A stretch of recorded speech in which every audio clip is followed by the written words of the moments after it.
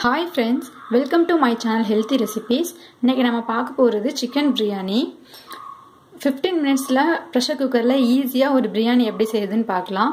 இது செய்ய தேவையான பொருட்கள் 2 ஆனியன், 1 டொமேட்டோ, 1 கையளவு புதினா கொத்தமல்லி, 2 tablespoon ginger garlic paste, 1 spoon garam masala, 2 spoon குழம்பு மசாலா அதாவது chilli powderம் coriander powderம் சேர்ந்தது.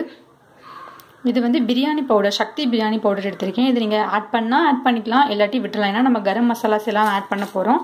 ஒரு பிரியாணி இலை, ஒரு அன்னாச்சி பூ, இதுல வந்து ஒரு பட்டை, 2 ஏலக்காய், 2 கிராம்பு, கொஞ்சமா கல்பாசி, கொஞ்சமா கசகசா, 2 ஜாதி பத்திரி எடுத்துர்க்கேன். இது எல்லாத்தையுமே நம்ம ட்ரை ரோஸ்ட் பண்ணி பவுடர் ஆக்கி எடுத்துக்கலாம். அதுக்கு அப்புறம் கொஞ்சமா கீ, ரைஸ்.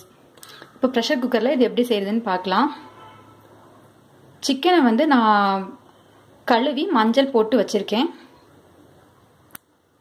இப்போ இது எப்படி செய்யறதுன்னு பார்க்கலாம். இப்போ நம்ம லைட்டா ட்ரை ரோஸ்ட் பண்ணி எடுத்துக்கலாம். ஒரு 30 செகண்ட்ஸ் ட்ரை ரோஸ்ட் பண்ணி எடுத்துக்கலாம்.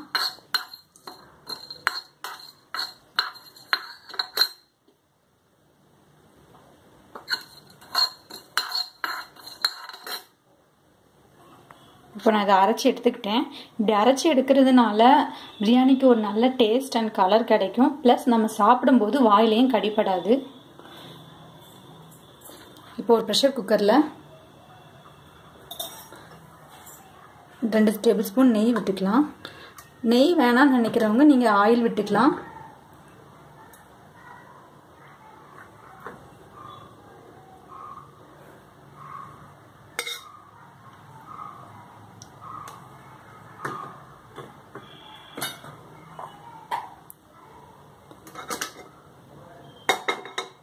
இப்போ நெய் நல்லா உருகுனதும் நம்ம ஆனியன் சேர்க்கலாம்.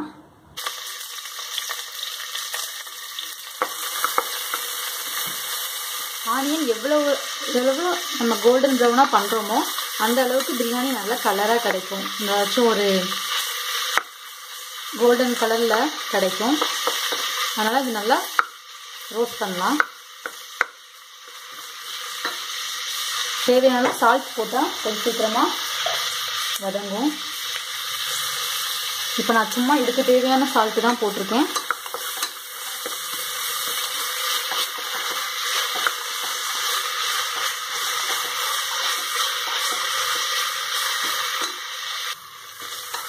இப்போ நல்லா வதங்கிடுச்சு. இப்போ நம்மளுடைய அந்த அன்னாச்சி பூ, பிரியாணி இலை, அப்புறம் ட்ரை ரோஸ்ட் பண்ணது எல்லாத்தையும் போட்டுடலாம். நீங்கள் ஃபஸ்ட்டே போட்டிங்கன்னா அது கரிஞ்சிரும். அதனால தான் நான் வெங்காயத்தெலாம் வதக்குனதுக்கப்புறம் போடுறேன்.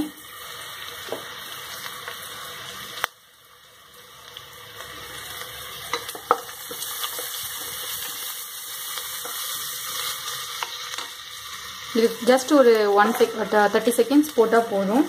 இதுக்கப்புறம் நம்ம ginger garlic paste and tomato add பண்ணிடலாம்.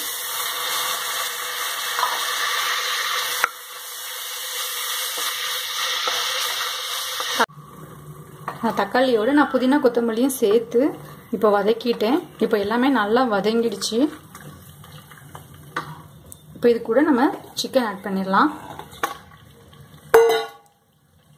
சிக்கனை ஒரு 2 மினிட்ஸ் நல்லா இந்த கிரேவியோடு சேர்த்து நீங்கள் வதக்கினீங்கன்னா அதில் உள்ள எசன்ஸ் எல்லாம் நல்லா இறங்கும். ஸோ 2 மினிட்ஸ் கழிச்சு நம்ம ரைஸ் ஆட் பண்ணிடலாம்.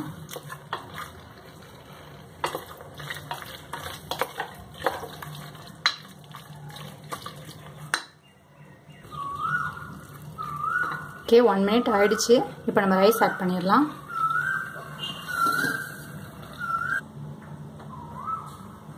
இப்போ பிரியாணிக்கு தேவையான சால்ட் கொஞ்சம் ஆட் பண்ணிக்கலாம்.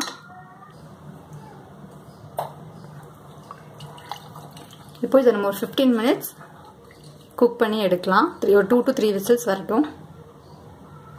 ஓரளவுக்கு மீடியம் ஃப்ளேம்லேயே வைங்க. ஒரு 10 மினிட்ஸ் ஆனதும் சிம்மில் வைங்க. அப்போ கொஞ்சம் தம் போடுற மாதிரி இருக்கும். நல்லா குலையாமல் உதிரியான பிரியாணி நமக்கு கிடைக்கும். இப்போ 15 மினிட்ஸ் கழிச்சு பார்க்கலாம். இப்போ 15 மினிட்ஸ் ஆயிடுச்சு. பிரியாணி ரெடி. இப்போ நம்ம இதை ஒரு பிளேட்டுக்கு ட்ரான்ஸ்ஃபர் பண்ணிக்கலாம். 15 மினிட்ஸில் ஈஸியான சிக்கன் பிரியாணி ரெடி. செஞ்சு பார்த்துட்டு உங்களுடைய கமெண்ட் ஷேர் பண்ணுங்கள். தேங்க்யூ அண்ட் கீப் வாட்சிங்.